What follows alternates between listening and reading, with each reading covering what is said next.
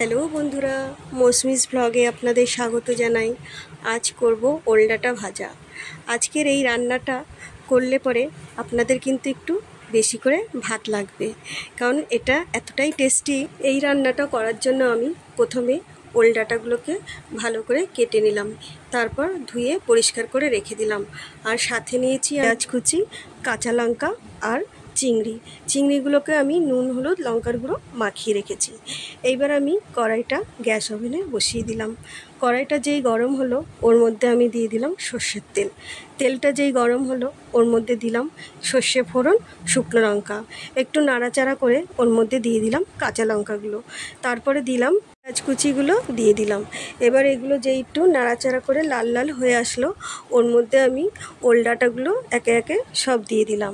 আর দিলাম স্বাদ মতো নুন আর 1.5 চামচ হলুদের গুঁড়ো দিয়ে আমি এটাকে ঢাকনি দিয়ে ভালো করে ঢেকে রাখলাম। কিছুক্ষণ পর আলগা করে দেখলাম ওল ডাঁটাগুলো দিয়ে জল বেরোচ্ছে। আবার একটু নাড়াচাড়া করে ঢাকা দিয়ে রাখলাম। আমি অন্য কড়াইয়ে আমি চিংড়িগুলোকে ভেজে নিয়েছি। ভেজে নিয়ে রাখার পর ওল ডাঁটা আলগা করে ওল ডাঁটাগুলো যখন দেখলাম একটু মজে মজে এসছে, চিংড়িগুলো ওর মধ্যে আমি সব দিয়ে ভালো করে নাড়াচাড়া করে আবার একটু ঢাকা দিয়ে রাখলাম। কিছুক্ষণ পর আলগা করে যখন দেখলাম চিংড়ি আর ওল ডাঁটাগুলো মজে গেছে, আমি ওর মধ্যে স্বাদ মতো চিনি দিয়ে নাড়াচাড়া করে ঢাকা দিয়ে রেখে দিলাম।